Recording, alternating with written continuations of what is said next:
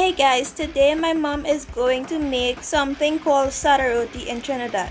It is a leavened bread eaten with a variety of things, and it is mostly eaten at breakfast and dinner time.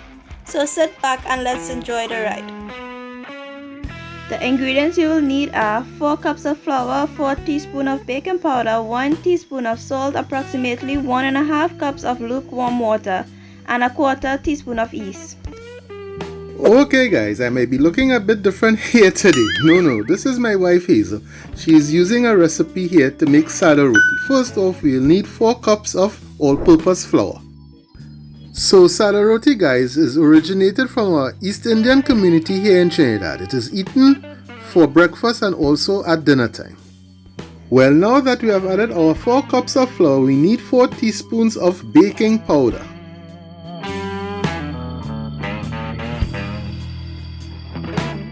After she's added the 4 teaspoons of baking powder, she's also going to add approximately 1/4 teaspoon of instant yeast. This is optional, of course. For the last of the dry ingredients, she's also adding about a teaspoon of salt. This is optional also.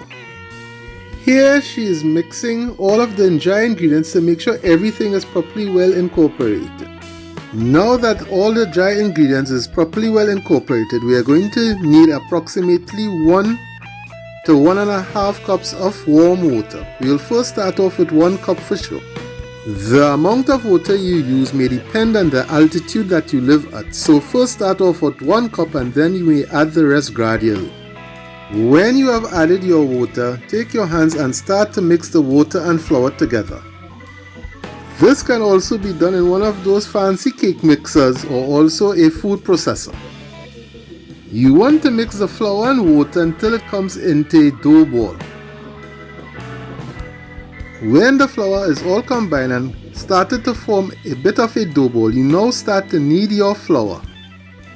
Now she's going to knead this dough until it becomes smooth. If the flour is a bit sticky, you can also add a bit of extra flour to the dough, and this will help with the stickiness. Here she's going to take the dough ball out of the bowl and place it onto the counter, add a bit of flour, and then begin to knead the dough ball into a very smooth dough. Now that she has gotten the consistency she wanted, she's just going to form the dough into a ball, place it into a lightly floured bowl, cover it and allow it to raise in a warm place for about half an hour.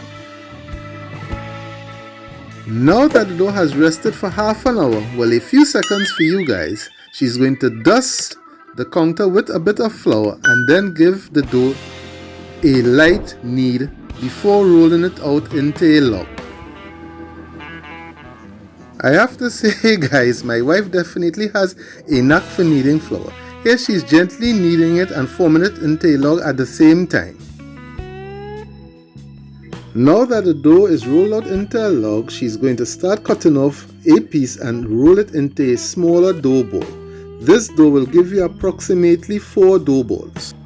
Here she's just giving it a gentle knead and forming it into a smaller dough ball. And the first one is down. Well, on to dough ball number 2. Here she's going to do the same process as the first one. Well, the second one is done. So just repeat the process for the last 2 and you'll be fine.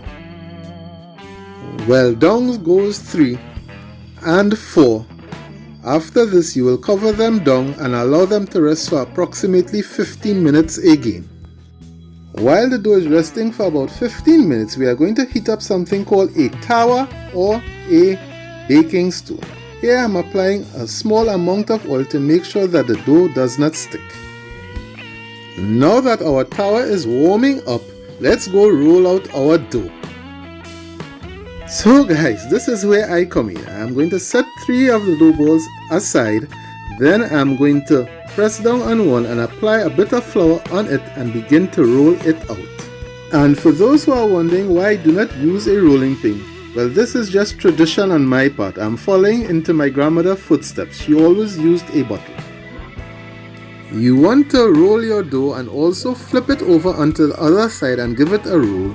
You want to roll it out into about the size of a pancake and about 1/8 of an inch in thickness. Here I'm just continuing to roll the dough to the size that I desire. Now in other households, some may like their SADA roti a bit bigger or thicker. That depends on the individuals themselves. Here at our household, this is how we like it. Well, now that I've gotten the size that I like, let's head over to our tower. Well, here I'm at our tower, placing down the roti and giving it a bit of a spin to ensure that it does not stick.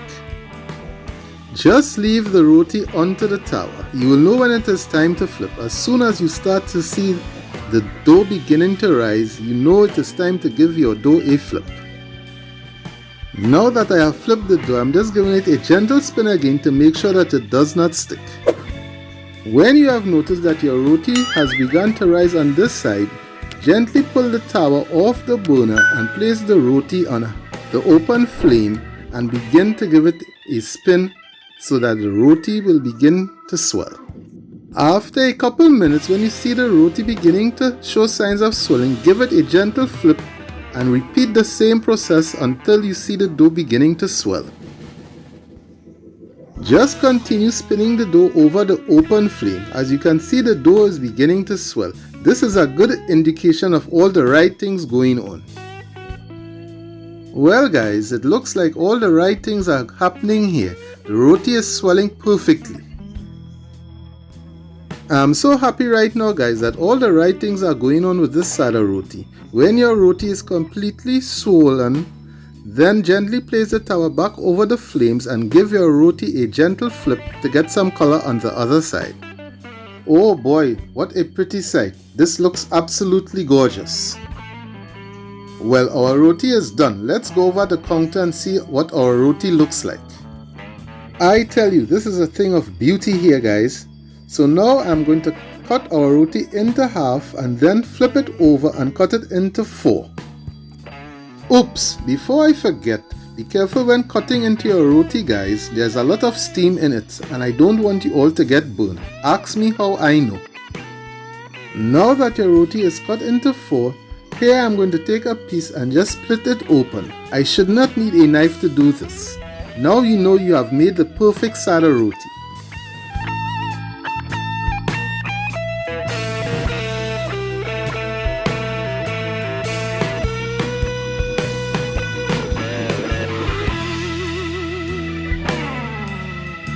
Well, I'm going to repeat the same process for the other 3 dough balls. I will also be leaving links in the description box below and in the iCards above of a few videos in which you can go to and see what you can eat with SADA roti. In those videos though, I cheated and I used pita bread. Well guys, I'm going to mention 3 of my favorite things to eat with SADA roti. First off will be roasted eggplant, which we call baigan choka. Also roasted tomatoes, which we call tomato choka, and also mashed potato with garlic and onions, which we call aloo choka. I'll have links for all of this in the description box and in the iCards above. So as you can see, our SADA roti is coming along nicely folks. Well, let's get this one all finished up guys and head over to the counter and give it a cut up, and then head back over to the stove and finish the last one. Here you can see our SADA roti is opening perfectly. Remember to be careful when doing this. Well, this is the last one here boys and girls, so let's get ready for our drive-by. It is going to be one with a difference. And here we have it boys and girls, our SADA roti. I would like to thank my mom for making a guest appearance. Hope you all will give this a try. It is super easy to make. I hope you all enjoyed the video. Like, comment and don't forget to subscribe and turn on the post notifications for more videos. See you all on our next cooking journey, and we're out until next time.